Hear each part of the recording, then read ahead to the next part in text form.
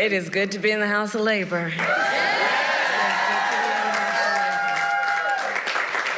And it is good to be back at IBW Local 5. And can we please give it up again for our President, Joe Biden.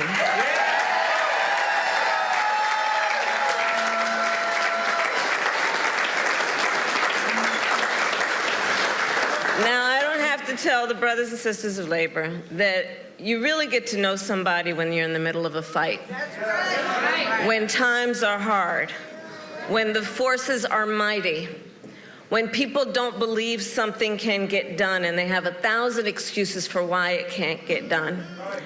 And I have spent more time with this extraordinary human being when the cameras were not in the room, when the stakes were high, when the heat was intense.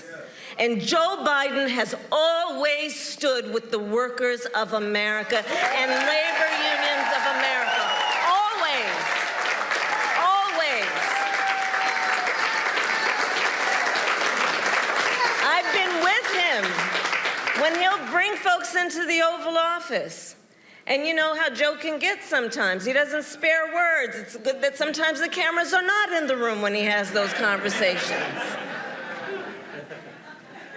Because the thing about the Joe Biden I know, and I know you know, because he has been a friend of labor for so long, for his whole life.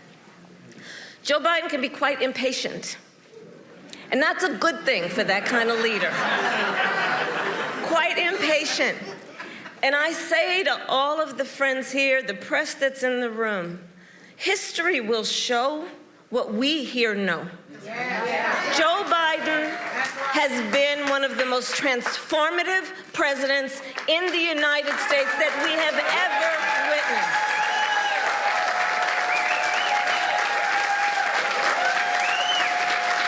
And it comes from his heart.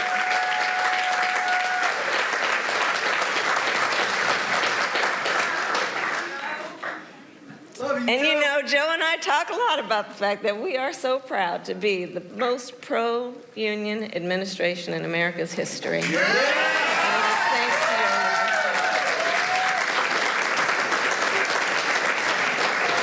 And as we know, Joe's still got a lot of work to do, so let's also understand that. So I want to thank all the incredible leaders who are here today, including the Governor Shapiro, Lieutenant Governor Davis, Senator Casey, who we will re-elect this November, Mayor Gainey, President Schuller, President Cooper, all the leaders of labor who are here, all the union members who are here. So I'll just get right to a few points. I love Labor Day. I love celebrating Labor Day. And Pittsburgh, of course, is a cradle of the American labor movement.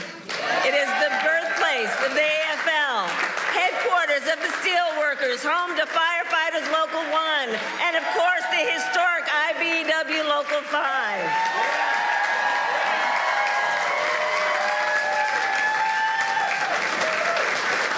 For more than 150 years, the brothers and sisters of labor have helped lead the fight for fair pay, better benefits, and safe working conditions. And every person in our nation has benefited from that work. You know, everywhere I go, I tell people, you may not be a union member, but you better thank unions for that 5-day work week.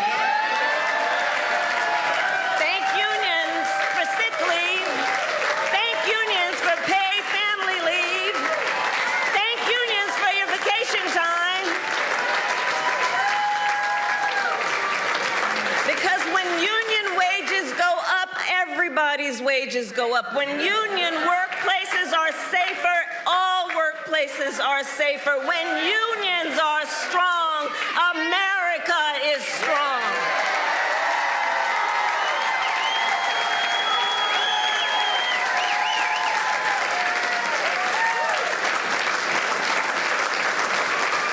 And we are clear.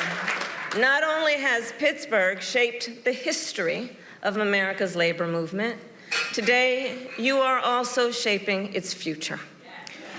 In 2021, with my dear friend The Secretary, Marty Walsh, who the President appointed to be Secretary of Labor, he and I hosted a meeting right here in this local, and it was part of the White House Labor Task Force that I lead. That day, we met with a group of computer programmers who were working to form a union. 1 month later, they signed their contract and became one of the first technology unions in our nation. Standing on the shoulder of all those who have been here and fought the good fight. So Pittsburgh, I remind us of that to say together, we are fighting to build an economy that works for all working people. That's right. Yeah. And that has always been the vision of the labor movement. Yeah. And that is the vision of our campaign. You know, in this election, there are two very different visions for our nation.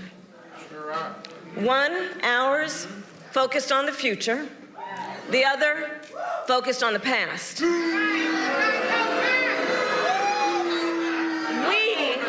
fight for the future.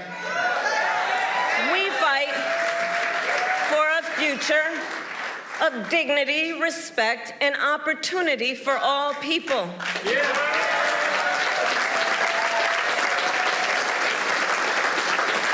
We fight knowing it's some backward thinking for those folks who have been suggesting for years that the measure of the strength of a leader is based on who you beat down. You know, that's the stuff they're pushing. That the measure of the strength of a leader is based on who you beat down, when we know the true measure of the strength of a leader is based on who you lift up. Who you lift up.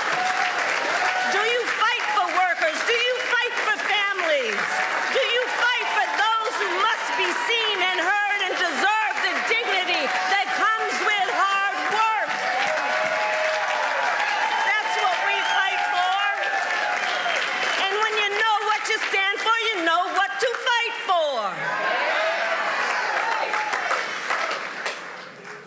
So we're 64 days out from this election. Ballots in Pennsylvania will start dropping in 14 days. 14 days. And this election is, as much as anything else, a fight for the promise of America. For the promise of America. We love our country. We love our country. And we know it is one of the highest forms of patriotism to fight for the ideals of our country. And that's what this election is about. And about the promise of America. And I don't need to tell unions what the promise looks like. It's what you do every day.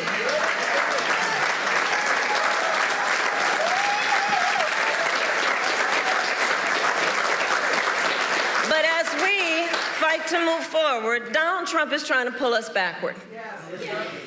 Including back to a time before workers had the freedom to organize. He's going to jail! Well, the courts will handle that, and we will handle November. How about that? We'll handle November. Let the courts handle that other thing. But we're not going back. We're not going back. And one of the ways we're going to guarantee we don't go back is that we remember. Right? It is important to remember what that was and what it is. Yeah. Remember, as president, Donald Trump blocked overtime benefits for millions of workers. He opposed efforts to raise the minimum wage. As the president said, he appointed union busters to the National Labor Relations Board. And don't forget, he supported so-called right-to-work laws. And if Donald Trump were to be reelected, he intends to give more tax cuts to billionaires and big corporations. He intends to cut Social Security and Medicare.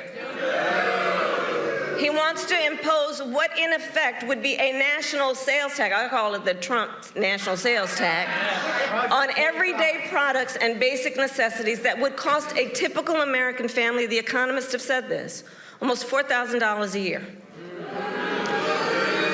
He intends to repeal the Affordable Care Act and take us back to what we remember, because it wasn't that long ago, was a time when insurance companies could deny people with pre-existing conditions. You remember what that was? Children with asthma, breast cancer survivors, grandparents with diabetes. Well, look, America has tried those failed policies before, and we are not going back.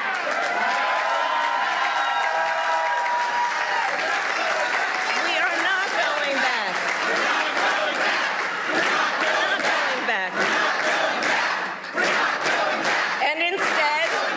And instead, we fight for a future where no person has to go broke just because they get sick. And so, building on the work of President Joe Biden and I and the work we have done in the White House, we will continue to strengthen the Affordable Care Act and make prescription drugs affordable for all Americans. We fight for a future where every worker has the freedom to organize, and we will pass the PRO Act and end union busting once and for all, and Bob Casey will help us do that.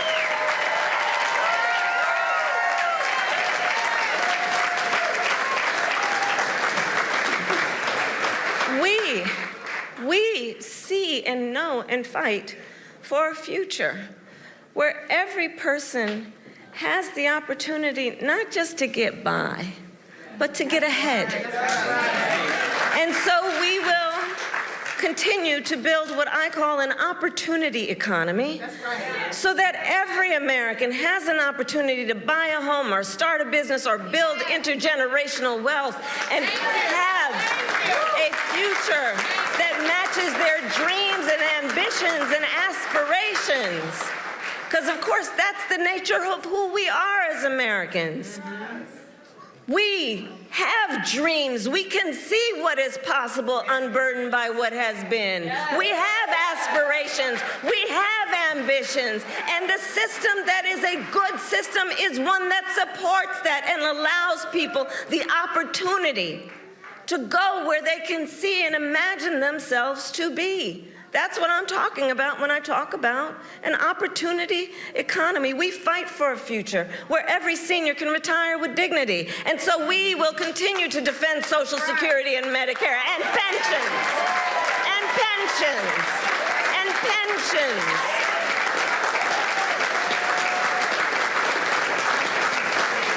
And we will continue to strengthen America's manufacturing sector. And on that point, the president mentioned it. U.S. Steel is an historic American company.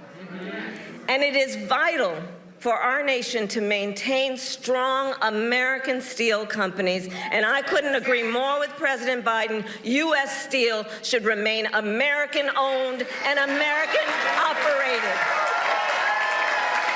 And I will always have the back of America's steel workers. America's workers.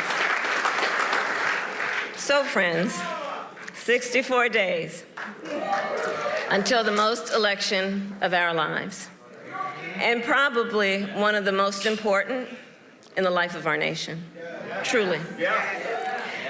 And we know this is going to be a tight race to the very end.